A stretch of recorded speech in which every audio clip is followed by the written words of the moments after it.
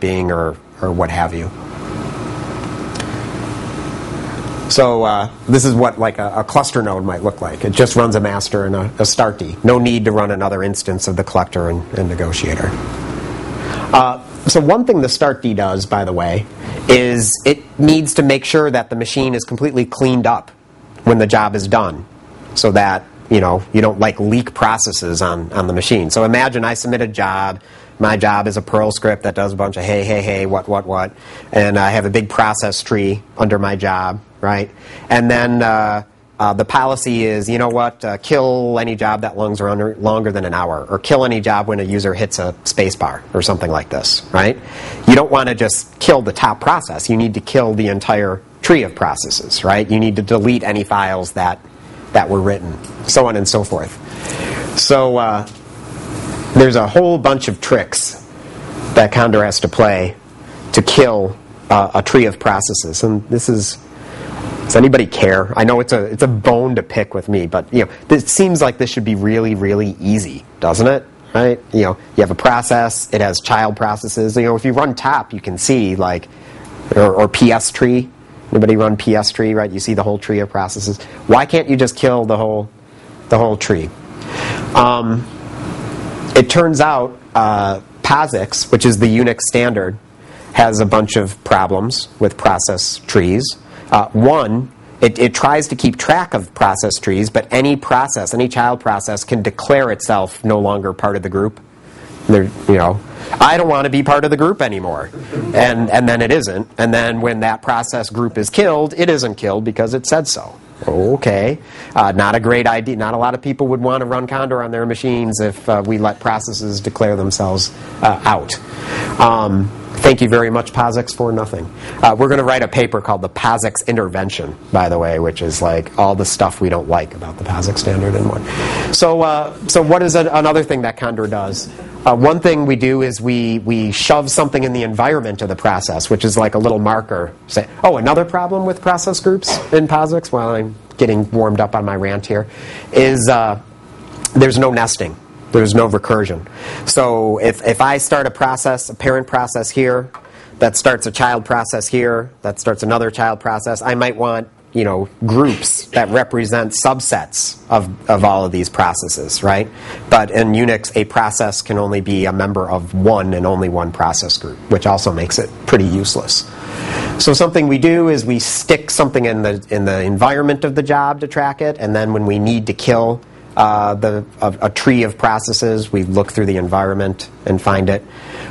Solves the problem of nesting, right?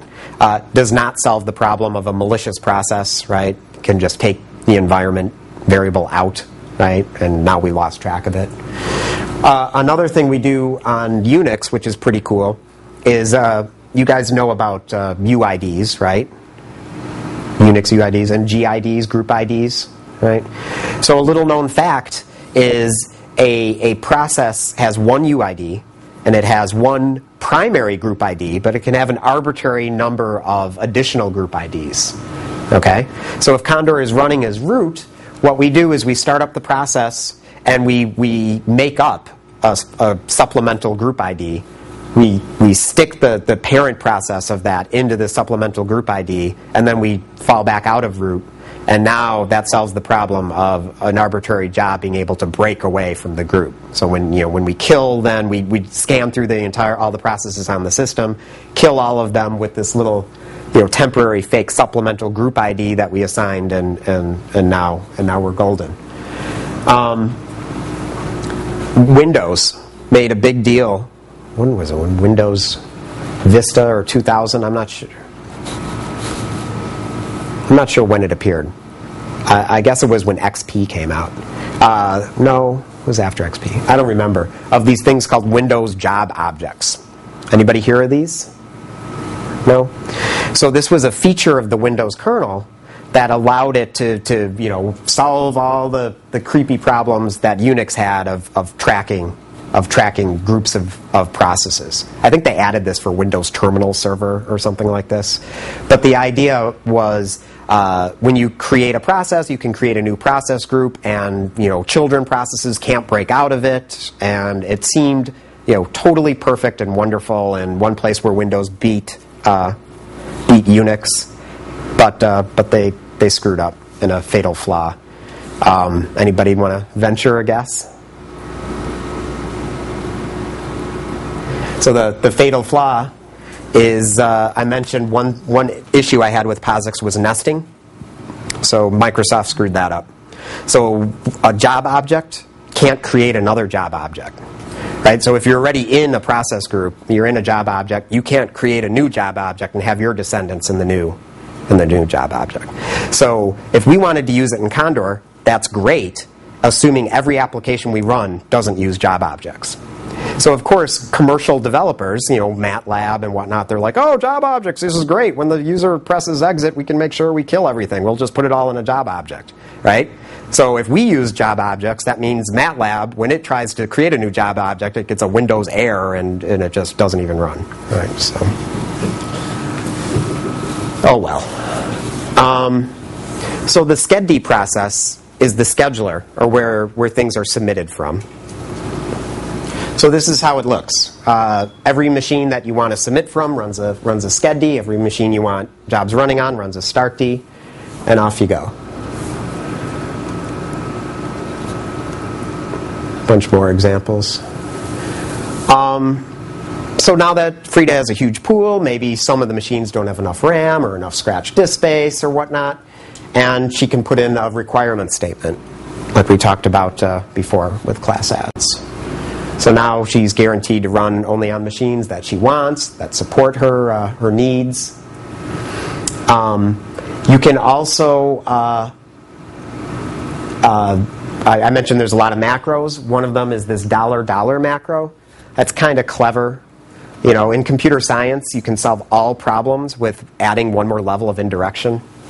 And then you have a performance problem, so then you add caching. And like every computer science paper is like, we add a level of indirection, then we cache, then we add a level, So there's the same thing here. When you do $, this means take this attribute out of the machines class add. So match with the machine, look in the machines class add for an attribute named myProgramPath, and use that as the executable in the job class add. So this is kind of cool. Maybe you over a campus you have MATLAB installed in different places on different machines as one example.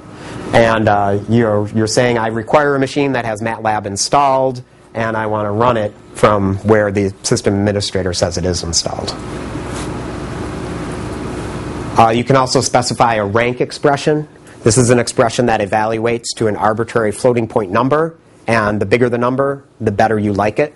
So Condor will find all the machines that match your requirements and then try to give you the one that you rank the highest. What happens? So sorry, we still wrap it up. Yeah, I will zip through this. If your jobs aren't running, there's tools in Condor to see why. You can give a -analyze statement to Condor Q, and it'll try to tell you why.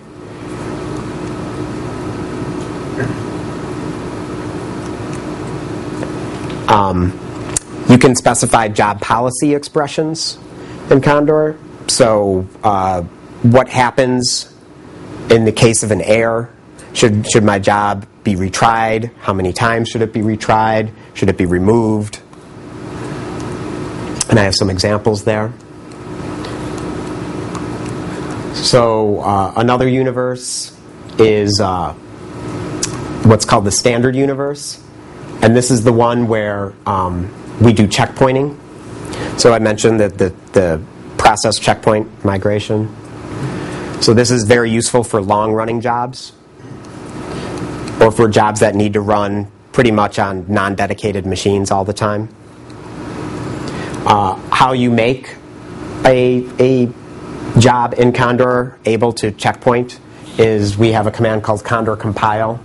And the idea is you would do Condor compile space whatever it is you used to type to make your binary, and now Condor can checkpoint it. There's some caveats on what the program's allowed to do. We're currently working on removing a lot of those caveats with some technology that was called DMTCP. I guess you could Google that. I mentioned about virtual machines. You can just submit a virtual machine image as a